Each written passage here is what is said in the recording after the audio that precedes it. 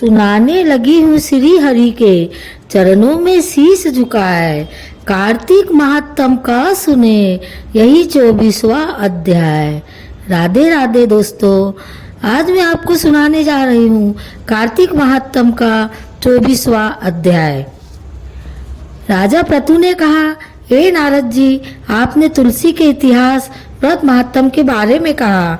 अब यह बताने की कृपा करें कि कार्तिक मास में और भी देवताओं का पूजन होता है, यह भी मुझे समझाकर कहिए। नारद जी ने कहा, पहले समय में पर्वत के निकट कर्तीपुर में एक धर्मात्मा धर्मदत्त नामक ब्राह्मण रहता था। वह भगवान विष्णु के सब व्रत करता था। एक दिन कार्तिक मास में वह एक पहर रात शेष रहने पर जागरण के लिए भगवान विष्णु के मंदिर में हर प्रकार की सामग्री लेकर जा रहा था कि मार्ग में उसने एक बड़ी भयंकर राक्षसी को देखा, जिसके बड़े बड़े दांत, लपकती हुई जीभ और लाल लाल नेत्र थे। उसका शरीर नंगा और मांस रहित था। उस भयंकर राक्षसी को देखकर धर्मदत्त बुरी तरह कांपने लगा। कुछ उपाय न देखकर उसने पूजा वाली थाली और जल का लोटा उसके ऊपर फेंक दिया, क्योंकि इसने भगवत नाम का जप करते हुए सामग्री और जल का लोटा जिसमें तुलसी दल पड़ा था उसके मारा था, जिसके उसके जन्म जन्मांतर के पाप नष्ट हो गए और पूर्व जन्म याद आ गया। वह हाथ जोड़कर धर्मदत्त के चरणों में गिर पड़ी और बोली, हे विप्र, मैं पूर्व जन्म के कर्मों के फल से इस अवस्था को प्राप्त हुई हूँ। नारद जी ने कहा, हे राजन, उसे इस प्रकार प्रणाम करते देख अति विस्मित होकर धर्मदत्त ने पूछा, तेरी यह अवस्था किस कर्म के फल से हुई है? तू पूर्व जन्म में कहाँ रहती थी और तेरा कैसा चरित्र था? यह सब कुछ मुझे बता। वह राक्षसी ने, जिसका नाम कलहा था, कहा कि हे ब्राह्मण, सौराष्ट्र में भिक्षुक नाम का एक ब्राह्मण रहता था। मैं उसकी पत्नी थी। मेरा स्वभाव बड़ा ही निष्ठुर था।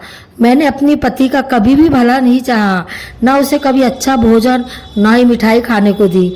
मैं प्रतिदिन उससे लड़ती झगड़ती थी। मुझे इस प्रकार के झगड़ालू देख और नित्य पति की कलह से तंग आकर मेरे पति ने दूसरा विवाह करने का निश्चय किया। यह सुनकर कि मेरा पति दूसरा विवाह कर रहा है, मैंने उसके विवाह से पहले ही विष खा अपनी आत्महत्या कर ली। मेरी मृत्यु के बाद यमदूत आए और मुझे गदा से मारते हुए यम के पास ले गए। यमराज ने मुझे देखकर चित्रगुप्त से पूछा, हे चित्रगुप्त, इसने क्या कर्म किया है? जो भी कर्म इसने किए हैं उसका फल इसे भोगना होगा। कलहा ने कहा, हे ब्राह्मण, चित्रगुप्त ने यमराज से कहा, इसने जीवन में कोई भी अच्छा काम नहीं किया। ये अपने पति को सदा खराब भोजन देकर खुद अच्छा भोजन खाती रही, इसलिए अब यह विष्ठा खाने वाली होगी। इसे अब सुअरी का जन्म दिया जाए। चूंकि अकेली पाक के बर्तन में भोजन करती थी, इसलिए अपने बच्चों को खाने वाली बिल्ली होगी। इसने अपने पर क्रोध करके आत्मघात किया है, इसलिए यह प्रेत योनि में आएंगी। अब आप इसको अपने दूतों द्वारा मरुस्थान में भेज दीजिए। वहां पर वह बहुत दिनों तक प्रेत योनि में रहकर फिर यह पापिन अपनी तीनों योनियों को भोगे। सो हे ब्राह्मण, मैं 500 वर्ष से प्रेत योनि में हूँ और भूख प्यास के कारण नित्य ही दुखी रहती थी।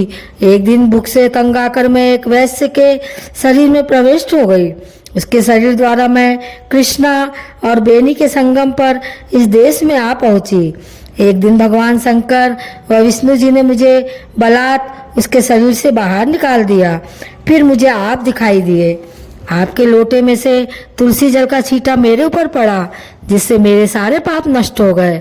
हे द्विजोतम, अब आप यह मुझे बताइए कि आगे होने वाली तीनों योनियों और इस प्रेत शरीर से किस तरह मेरी मुक्ति होगी।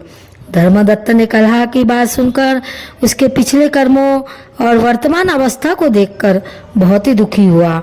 उसका दुख देखकर उसका चित्त पिघल गया। फिर उसने दुखित भाव से कहा, सुनिए 25वां अध्याय। तीर्थ व्रत और दान आदि के करने से समस्त पाप नष्ट हो जाते हैं, मगर प्रेत योनि में रहने वाले को इसका अधिकार नहीं है। तुम्हारे दुख को देखकर मैं बहुत ही दुखी हूँ और तुम्हारा दुख दूर किए बिना मुझे संतोष भी नहीं होगा। तुम्हारे पाप बहुत भारी है, क्योंकि ये तीनों योनियाँ बहुत बड़े पाप करने वाले को ही प्राप्त होती है। और प्रेत योनि तो थोड़े पुण्य से भी नष्ट नहीं हो सकती, लेकिन मैं तुम्हें इस योनि से अवश्य छुड़ाऊंगा। इसलिए मैंने जो कार्तिक का व्रत किया है उसका आधा पुण्य तुम्हें देता हूँ, क्योंकि यज्ञ, दान, तीर्थ ये सब निश्चय ही कार्तिक के व्रत के पुण्य के समान नहीं है। देवर्षि नारद बोले, हे राजन, इतना कहकर धर्मदत्त ने उसको ओम नमो भगवते वासुदेवाय ये द्वादक्षास्त्र मंत्र सुनाया और तुलसी का जल उसके ऊपर छिड़का। बस फिर क्या था, क्षण भर में वह प्रेत योनि से छूट प्रज्वलित शिखा के समान दिव्य रूप धारण कर लक्ष्मी के समान सुंदर हो गई। तब वह धर्मदत्त को दंडवत करके प्रसन्नता से गदगद होकर बोली, हे ब्राह्मण, आपके आशीर्वाद से मैं इस घोर नरक से छूट गई हूँ। मुझे पाप सागर में डूबती हुई के लिए आप नौका के समान हैं।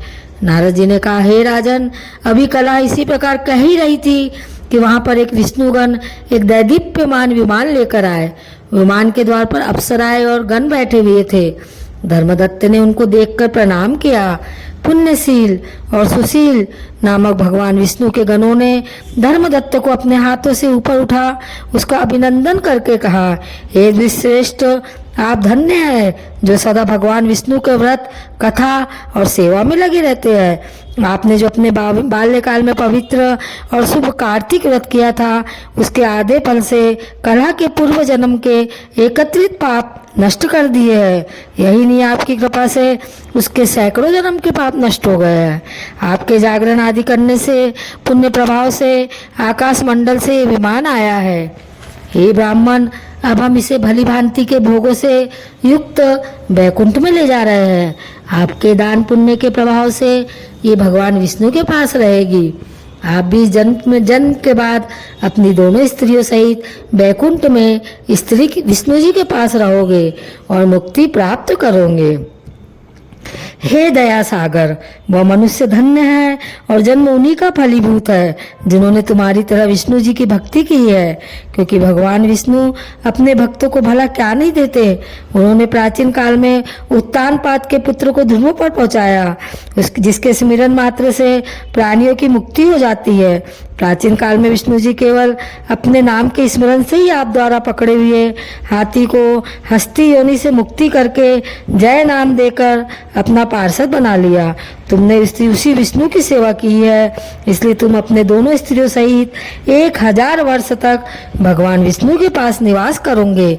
जब तुम्हारा पुण्य छीन हो जाएगा तब तुम सूर्यवंश में अपनी दोनों रानियों के साथ राजा दशरथ के नाम से प्रसिद्ध होगे तथा यह कलह तुम्हारे आधे पुण्य की भागीदारी होने के नाते तुम्हारी तीसरी भार्या होगी और भगवान विष्णु के पुत्र के रूप में तुम्हारे पास रहेंगे और देवताओं का कार्य करेंगे।